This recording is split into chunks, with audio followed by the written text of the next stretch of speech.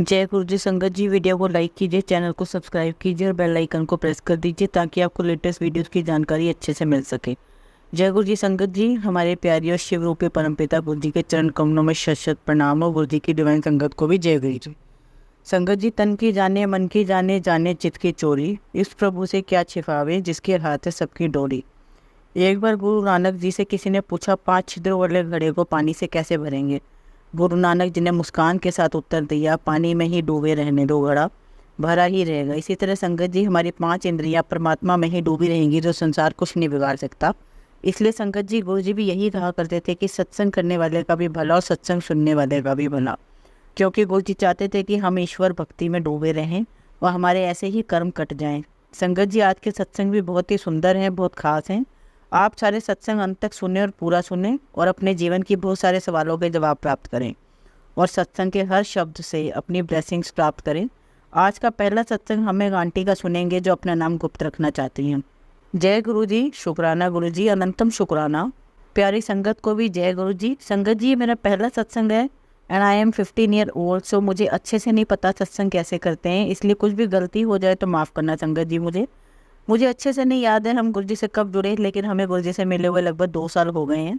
मेरी फैमिली और मैं अपने पहले किसी गुरु को नहीं मानते थे, क्योंकि आजकल लोगों पर भरोसा नहीं होता, काफ़ी फ्रॉड चल रहा है। माफ़ करना गुरु जी, हमने पहली बार गुरु जी को मेरी मौसी जी के घर पर देखा था। मतलब उन्होंने सत्संग करवाया था तो संगत जी, गुरु जी का नाम हमने पहले ही सुन लिया था जब हमको उनके बारे में पहली बार मौसी से पता चला। मेरी मम्मी ने तो उनको तभी से मान लिया था, बस हम सबको उन पर भरोसा नहीं हुआ।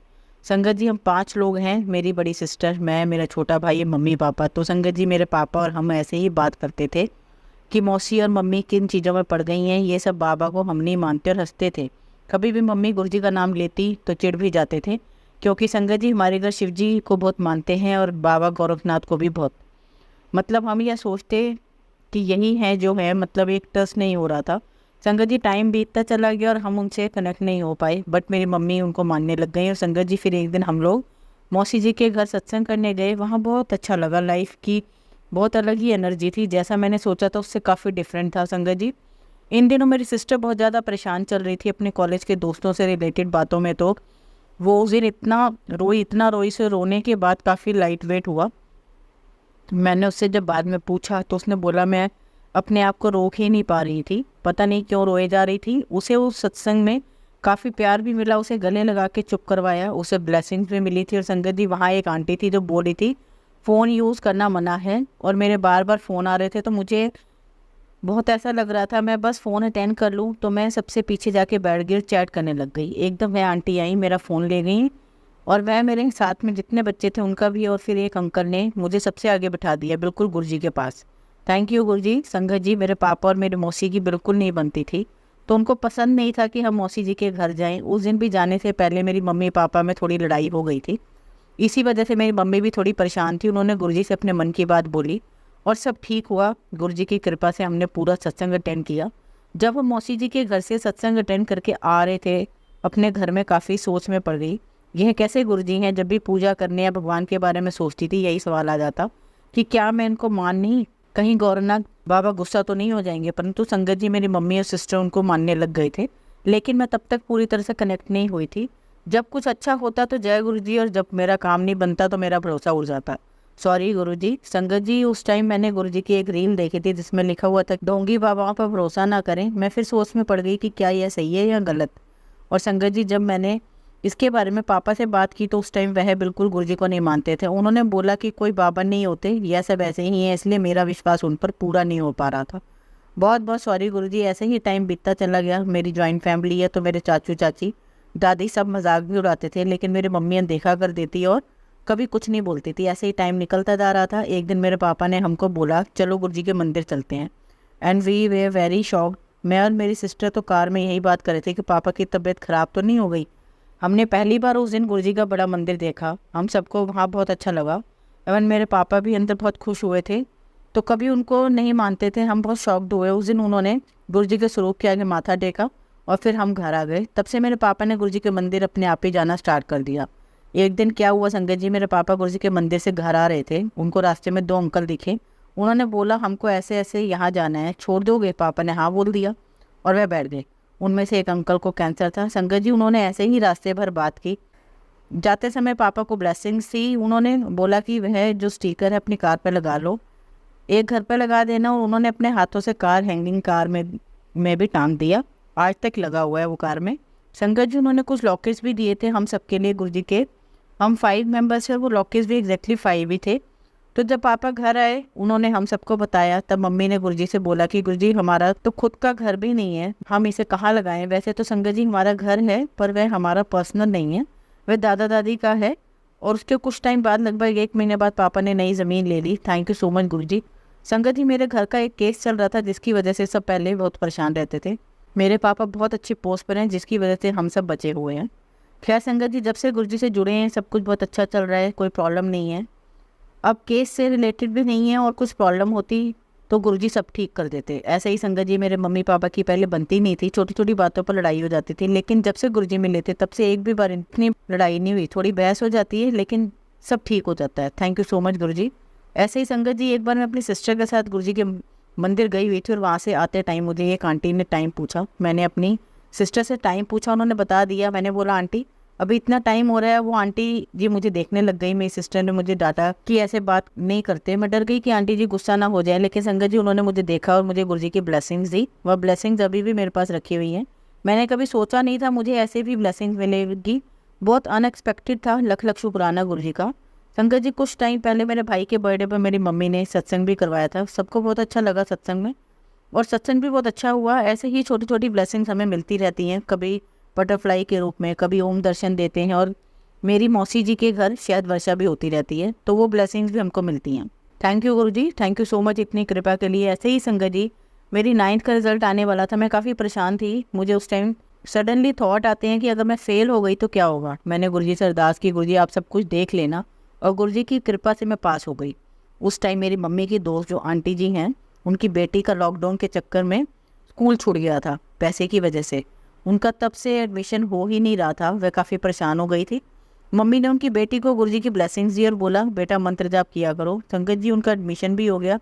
जय गुरुजी, शुक्राना गुरुजी। संगत जी मेरी ट्यूशन टीचर, उनका घर भी नहीं बन पा रहा था बहुत टाइम से, वह काफ़ी परेशान थी। जब हमारे घर सत्संग था तब उन्होंने गुरुजी से अरदास की थी कि गुरुजी अब मेरा भी घर बनवा दीजिए। संगत जी गुरुजी ने उन पर कृपा करी, अब उनका भी घर बनना स्टार्ट हो गया है। अब मैं अपने सत्संग को यहीं विराम देती हूँ। थैंक यू गुरुजी, बहुत बहुत शुक्राना गुरुजी, अनंतम शुक्राना गुरु महाराज का। संगत जी अगला सत्संग भी हम एक आंटी का सुनेंगे जो अपना नाम गुप्त रखना चाहती हैं। जय गुरुजी, शुक्राना गुरुजी, लख लख शुक्राना। संगत जी गुरुजी के साथ तो पल पल के सत्संग होते हैं। गुरुजी तो अंतर्यामी हैं, सब जानते हैं। मैं गुरुजी के साथ 2019 से जुड़ना शुरू हुई। मेरी मम्मी पहले से गुरुजी के साथ जुड़ गई थी। 2019 में संगत जी मेरी फैमिली में बहुत इश्यूज चल रहे थे, मेरे पेरेंट्स के बीच बहुत लड़ाई हो रही थी। रीज़न बहुत पर्सनल थे संगत जी, आई एम सॉरी, बट गुरुजी रोज़ उसकी वजह से घर का माहौल बिल्कुल ठीक नहीं चल रहा था। एक स्टेज तो ऐसी थी जहाँ लगता था कि मैं कहीं डिप्रेशन में न चली जाऊँ, पर गुरुजी के होते हुए ऐसा कैसे हो सकता था। एक दिन रात को मैं रोते रोते सो गई और मैंने गुरुजी को देखा स्माइल करते हुए, और जैसे उन्होंने मेरी तरफ देखकर अपनी आईज़ ब्लिंक की, संगत जी इतने में मैंने अपनी आंखें खोली और मुझ में अजीब सी पॉजिटिविटी आ गई। ऐसे लगा जैसे अब सब ठीक हो जाएगा। शुक्राना गुरुजी महाराज का। और धीरे धीरे सब ठीक हो गया। फिर कोविड आया और मेरा 12th का रिज़ल्ट आना था। 2020 में रिज़ल्ट बहुत अच्छा नहीं आया, पर गुरुजी की कृपा से मेरा एडमिशन दिल्ली यूनिवर्सिटी में हो गया। पहले तो ऑनलाइन ही चल रहा था, पर जब कॉलेज खुले तो उन्होंने कहा हार्ड कॉपी सबमिशन होगा सब डॉक्यूमेंट्स का। जब मैं डॉक्यूमेंट सबमिट करने गई तो उन्होंने कहा 12th की मार्कशीट कहाँ है। मेरे पास एक करेक्टर सर्टिफिकेट था जिस पे हैंड रिटर्न मार्क लिखे हुए थे। जब रिज़ल्ट आया तो मेरे फादर लेने गए थे स्कूल। रिज़ल्ट जब वापस आए तो मैंने भी पूछा था कि मार्कशीट कहाँ है, तो उन्होंने कहा कि यही दिया है तुम्हारे टीचर ने। बस अब मैं घबरा गई। मैं कॉलेज से सीधा स्कूल गई, जहाँ जाके अपनी टीचर से मार्कशीट ली। नेक्स्ट डे सबमिट करने गई, बट मैं सोच रही थी कि ऑनलाइन सबमिशन के टाइम कैसे एक्सेप्ट हो गया। शुक्राना मेरे मालिक। गुरुजी महाराज मेरा हाथ हमेशा पकड़ के रखना और हमेशा मेरा साथ देना। मैं तो संगत जी इतनी नेगेटिव हो गई थी, या यूँ कह दूँ अभी भी शायद हूँ थोड़ी, कि मेरे माइंड में कभी भी कुछ भी आ जाता है, जैसे मेरा माइंड मेरे काबू में नहीं हो, कभी भी कुछ भी गलत सोचने लगती हूँ। मैंने जब लास्ट सत्संग अटेंड किया, एक छोटी आंटी थी, उन्होंने देखकर ऐसे ही कुछ भी सोचने लगी कि मुझे यूँ लगा कि मुझे आंटी से सॉरी बोलना चाहिए। मैंने आंटी को सॉरी जाकर बोला तो वह आंटी मुझसे कहने लगी कि मुझे समझ नहीं आ रहा आप सॉरी क्यों बोल रहे हैं। तब मैंने उन्हें कहा कि कोई बात नहीं आंटी, गुरुजी जानते हैं सब कुछ। तब मुझे ऐसे लगा कि जैसे गुरुजी कह रहे हो कि सॉरी बोल दे, आई एम सॉरी गुरुजी, मुझे पता है गुरुजी को यह नेगेटिविटी आ रही है, जल्दी ये नेगेटिविटी भी ख़त्म हो जाएगी। गुरुजी महाराज मुझसे प्लीज़ ऐसे ही सत्संग कराते रहिए। गुरुजी आपका अनंतम शुक्राना मुझसे ये सत्संग करवाने के लिए। शुक्राना गुरुजी, शुक्राना संगत जी। संगत जी अगला सत्संग हम पंजाब से सुनेंगे जो अपना नाम गुप्त रखना चाहती है संगत। जय गुरुजी, शुक्राना गुरुजी, अनंतम शुक्राना गुरुजी महाराज का। गुरुजी मुझे अपनी संगत बनाए रखने के लिए। संगत जी मैं पंजाब से हूँ, यह मेरा पहला सत्संग है। मुझे नहीं पता सत्संग कैसे करते हैं, मुझे नहीं पता मैं क्या बोलने वाली हूँ, बस जो गुरुजी बुलवाएंगे मैं वही बोलूँगी। अगर मुझसे कुछ भी गलती हो जाए तो प्लीज़ मुझे माफ़ करिएगा। मेरा सत्संग थोड़ा बड़ा होने वाला है, माफ़ी चाहूँगी। जैसा कि सभी सत्संग में सुना है गुरुजी कहते हैं शुरू से अपनी जर्नी बताएं, तो मैं शुरू से बता रही हूँ। संगत जी ऐसे तो पता नहीं कब से गुरुजी ने हमें खुद से जोड़ा हुआ है, हमें नहीं पता, पर जब से जन्म में हूँ शायद तब से वह मेरे साथ हैं, क्योंकि मेरे बर्थ से पहले मेरे पेरेंट्स बड़े मंदिर गए थे गुरुजी का रेड चोले में, और उनकी शिव रूप भी मिला था, और उसके बाद ही मेरा बर्थ हुआ। मेरे पेरेंट्स की शादी के 5 साल बाद। शुक्राना गुरुजी, पर तब भी मेरे घर में कोई भी नहीं जानता था कि गुरुजी के बारे में, बट मानते सब थे। लेकिन संगत जी गुरुजी ने मुझे खुद के साथ जोड़ना था, तो मुझे फर्स्ट कॉल आई थी, आई थिंक सितंबर 22 में आई। मुझे नहीं पता था कि गुरुजी की 3 कॉल्स आती हैं उसके बाद कनेक्ट होने के लिए, यह भी मुझे सत्संग में पता चला। दूसरी बात संगत जी, गुरुजी खुद ही आगे मेरे पापा के ऑफिस में, उनके ओनर के ने सत्संग करवाना था गुरुजी का, जल प्रसाद और ब्रेसलेट स्वरूप भी मिला था, बट मैं तब भी इतना कनेक्ट नहीं हो पाई थी। मैं बचपन से शिव जी को बहुत मानती हूँ, मुझे उनकी पूजा करना, उनसे बातें करना, जल चढ़ाना अच्छा लगता है, बट हम तो इंसान हैं संगत जी, जहाँ इतनी समझ आती कि जिसकी पूजा करती हूँ वो खुद मेरे पास आए, और मैंने ये वह ब्रेसलेट स्वरूप अपने बैग में रख दिया। मेरी लाइफ में बहुत सी प्रॉब्लम थी, आज मैं 25 साल की हूँ, पर शायद ही कोई दिन ऐसा हो जब मेरे फेस पर स्माइल रही हो। सब था फिर भी खुशी नहीं थी लाइफ में। बचपन से पता नहीं क्या था कि सही करने की बजाय सब गलत हो जाता था। बट जब 3rd कॉल आई 5 दिसंबर 23 को मैसेज आया कि तेरे घर आ रहा हूँ, फिर याद आया मैं तो इनके बारे में जानती हूँ, मैंने वह सत्संग सुना और मुझे अच्छा लगा। ऐसे और सत्संग सुनने लगी, खुद को उनके साथ कनेक्ट फील करने लगी। मुझे अच्छा लगता है और पॉजिटिव फील होता है जब भी मैं सत्संग सुनती। मैंने गुरुजी के भजन सुनना शुरू किया, मंत्र जाप भी सुनती हूँ, तो ऐसे लगता है कि इतनी सारी प्रॉब्लम में कोई सुकून मिल गया। जब भी परेशान होती हूँ सत्संग सुन लेती हूँ, गुरुजी किसी ना किसी तरह संभाल लेते हैं मुझे। जय गुरुजी, शुक्राना गुरुजी। अब मैं अपनी वाणी को यहीं पे विराम देती हूँ। जैसी गुरुजी की आज्ञा होगी मैं और भी सत्संग करूँगी। बहुत कुछ गुरुजी ने हमारी लाइफ में चेंज किया, वह सब मैं शुक्राना सत्संग में शेयर करूँगी। जय गुरुजी, शुक्राना गुरुजी। कोई गलती हो गई हो तो माफ़ करिएगा गुरुजी। जय गुरुजी, शुक्राना गुरुजी। संगत जी अगला सत्संग भी हम एक आंटी का ही सुनेंगे जो अपना नाम गुप्त रखना चाहती हैं। जय गुरुजी, शुक्राना गुरुजी। प्यारी संगत को भी जय गुरुजी। संगत जी मेरी जर्नी गुरुजी के साथ 2022 के लास्ट में शुरू हुई। मैंने पहली बार गुरुजी के बारे में गूगल पर सर्च किया, वहाँ मैंने गुरुजी के बारे में सब पढ़ा। तभी मुझे पता लगा कि गुरुजी अपना चोला छोड़ चुके हैं। मैंने गुरुजी का मंत्र जाप करना शुरू किया, जो कि मेरी मौसी ने मेरी मम्मी को भेजा था फ़ोन पर, क्योंकि अक्सर वो शेयर करते रहते हैं, वो दिल्ली में रहते हैं, गुरुजी को बहुत मानते हैं। मैंने कुछ भी करना तो गुरुजी का नाम लेके करना था। सब कुछ बहुत अच्छा होने लगा, मैं गुरुजी का शुक्राना करती रही। इतनी सी बात भी होती तो भी मैं गुरुजी से ही कहती। पिछले साल मेरी वह इच्छा भी पूरी हुई जिसका मुझे लग रहा था कि कभी पूरी नहीं हो पाएगी और बहुत समय लगेगा मेरे घर पर। तब किसी को नहीं पता था कि मैं गुरुजी पर बहुत यकीन करने लगी हूँ। 21 सितंबर 23 को मेरी मम्मी को यूट्यूब चलाते हुए गुरुजी का सत्संग शो हुआ। उन्होंने सुना और उसी दिन उन्होंने लगभग 3-4 बार सत्संग सुन लिए, और मुझे, मेरी बहन और भाई को भी सुनाया। उनको मैसेज आ रहा था कि तेनू एक बहुत बड़ी गुड न्यूज़ मिलेगी। और संगत जी अगले ही दिन सब सुबह मेरा रिजल्ट आ गया, और जब मैंने उनको बताया तो वे बहुत खुश हुई और कहा गुरुजी ने कहा था ना, तो देखो मिल गई ना गुड न्यूज़। क्योंकि संगत जी मैं अभी कॉलेज में ही हूँ। पिछले सेमेस्टर में मेरा रिजल्ट बिल्कुल भी अच्छा नहीं था और सबको टेंशन होती थी, पर इस बार मैंने गुरुजी ने सब संभाल लिया। उस दिन से आज के दिन तक मैं रोज़ एक सत्संग सुनती हूँ, दिल को खुशी मिलती है। बाकी सब सत्संग के संगत के सत्संग सुन के, गुरुजी के सत्संग बहुत हैं, बहुत मिरेकल्स हैं मेरी लाइफ में, वह सब भी मैं शेयर करूंगी अपने अगले सत्संग में। अभी भी मैं अपनी वाणी को यहीं विराम देती हूँ। मैं बहुत लकी हूँ कि गुरुजी ने मुझे अपनी संगत का हिस्सा बनाया है।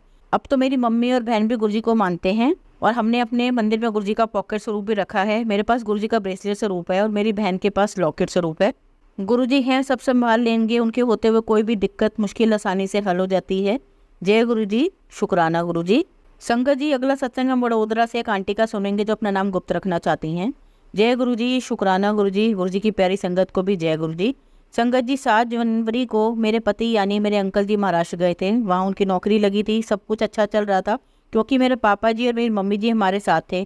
मेरे गुरुजी को मैं बाबा जी बोलती हूँ और मेरी दुर्गा माता को मैं मम्मी बोलती हूँ क्योंकि वह हमारे सबके साथ रहते हैं। मेरी माँ बहुत अच्छी हैं, मेरे पापा भी बहुत अच्छे हैं, हमारा सबका बहुत बहुत ध्यान रखते हैं। वह अपना घर बहुत अच्छे से चला रहे हैं और हर चीज़ भी दिलवा रहे हैं। बहुत लोगों ने हमारा घर बहुत बर्बाद किया था और धोखा भी दिया था। संगत जी मेरे गुरुजी और माता रानी ने हम लोगों को बहुत संभाला है, सब उनकी ही दया मेहर है। संगत जी मेरे हस्बैंड मेरे अंकल जी 7 जनवरी को महाराष्ट्र नौकरी करने गए थे कि 8 या 10 दिनों में ही वहाँ साइट पर जा रहे थे गाड़ी से। उनके पीछे एक लड़का भी था, वह दोनों ही हाईवे पे जा रहे थे। तो संगत जी पीछे से एक ट्रक ने गाड़ी को टक्कर मारी और वह ट्रक वाला भाग गया। मेरे हस्बैंड की गाड़ी रोड से नीचे उतर गई और जो लड़का पीछे बैठा था वह लड़का वही रोड पर ही खत्म हो गया। मेरे हस्बैंड बहुत परेशान हो गए, वह वहाँ से नौकरी छोड़ के आ गए। मेरे हस्बैंड को कहीं चोट नहीं आई थी पर गुरुजी ने उन्हें बचा लिया। संगत जी फिर मैंने दूसरे दिन शुक्राना सत्संग किया, लेकिन मैंने ढोलक बजाने का सत्संग किया था, मुझे माफ़ करें। गुरुजी सत्संग में राधा कृष्ण का स्वरूप, गणेश जी और अपने गुरुजी और कलश भी रखा था। संगत जी सब लोग बहुत नाचे गाए, सब लोग बहुत खुश थे। मैंने प्रसाद में कड़ा प्रसाद, समोसा प्रसाद और मिश्री दाने, जल प्रसाद सब रखा था। संगत जी जब भजन हो रहे थे तब कृष्ण भगवान की बांसुरी 3 बार नीचे गिरी और जो कलश के ऊपर नारियल था वो भी गिरा। गुरुजी मुझे माफ़ करना, भूल हुई मुझसे, मुझे नहीं पता था संगत जी की ढोलक नहीं बजानी थी, मंत्र जाप और गुरुबाणी चलाना था, मुझसे भूल हो गई थी, मुझे माफ़ करना गुरुजी। मैं कान पकड़ के माफ़ी मांगती हूँ संगत जी। मैं अपना सत्संग अब यहीं पे समाप्त करती हूँ। गुरुजी की बड़ी मेहर है मुझ पर, आगे भी जैसे गुरुजी की आज्ञा होगी मैं अपना सत्संग आप सबके साथ शेयर करूँगी। जय गुरुजी, शुक्राना गुरुजी। संगत जी अब हम एक आंटी का सत्संग सुनने जा रहे हैं जिनका नाम है अंजना आंटी और वो मुंबई से हैं। गुरुजी के श्री चरणों में कोटि कोटि नमन। मेरा नाम अंजना है, मैं मुंबई से हूँ।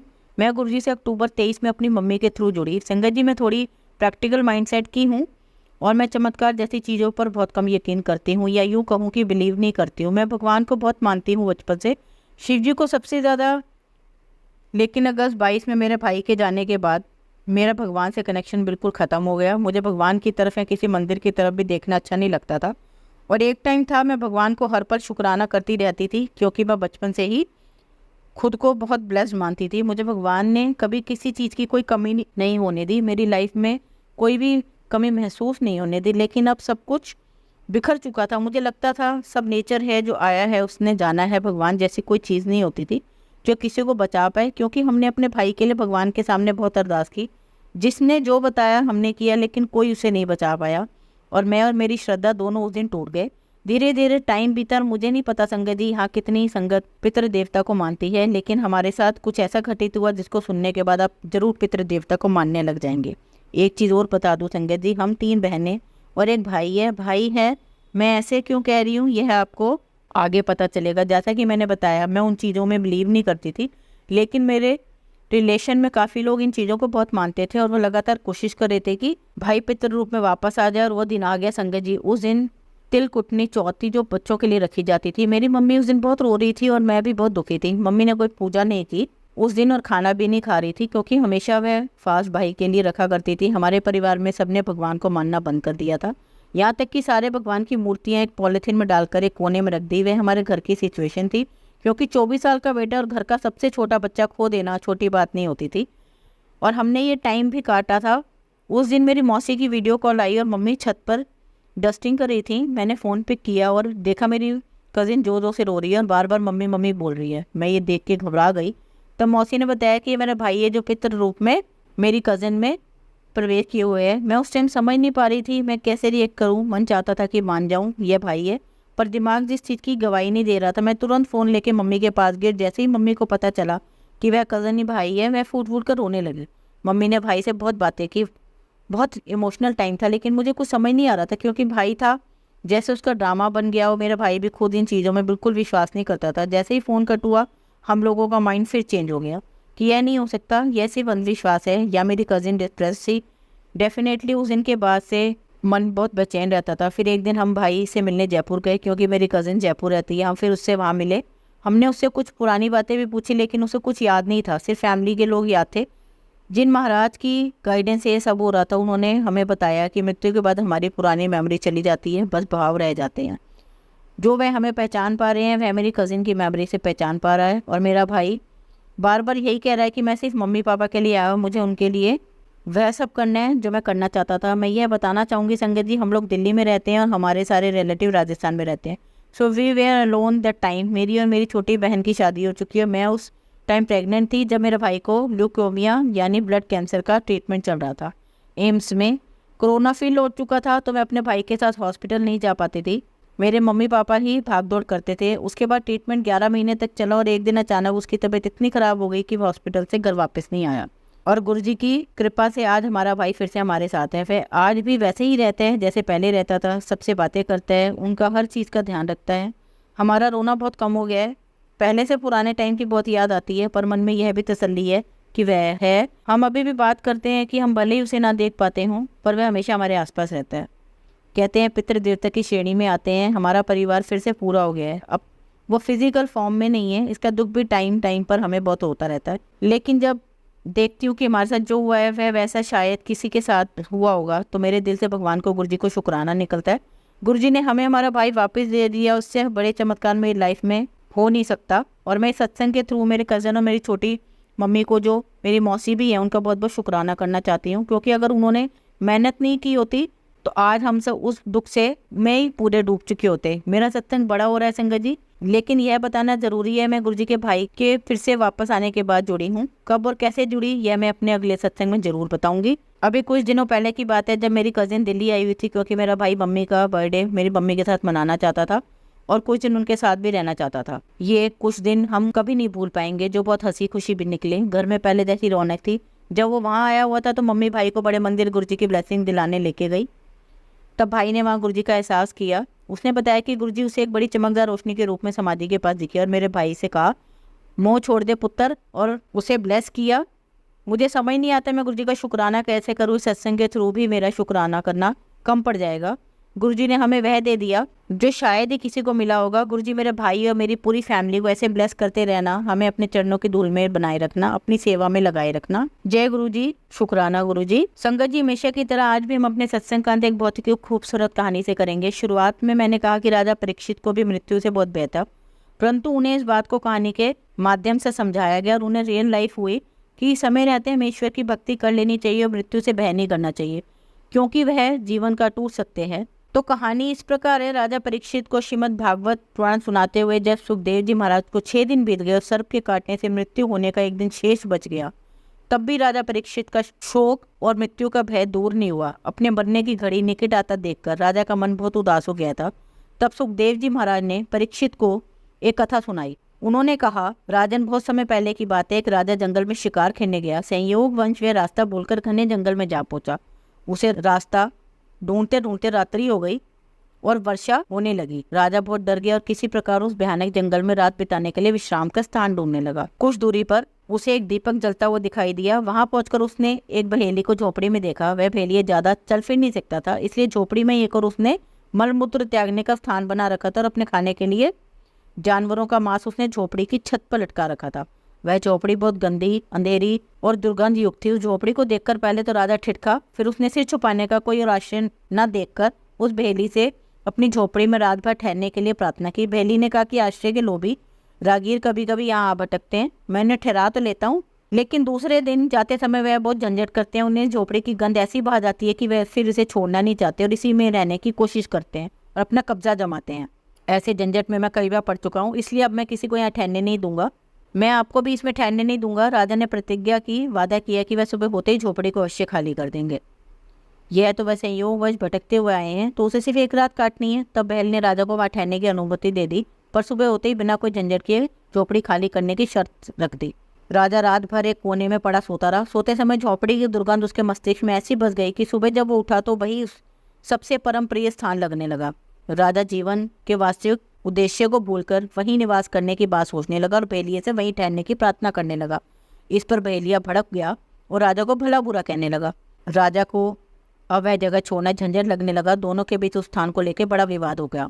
कथा सुनाकर सुखदेव जी महाराज ने परीक्षित से पूछा, राजा परीक्षित, बताओ उस राजा का उस स्थान पर सदा रहने के लिए झगड़ा करना उचित था? परीक्षित ने उत्तर दिया, भगवान, वह राजा कौन था? उसका नाम तो बताइए, मुझे तो वह मूर्ख जान पड़ता है जो ऐसी गंदी झोपड़ी में अपनी प्रतिज्ञा तोड़कर एवं अपना वास्तविक दृश्य भूलकर नियत अवधि से भी अधिक वहाँ रहना चाहता है। उसकी मूर्खता पर तो मुझे आश्चर्य होता है।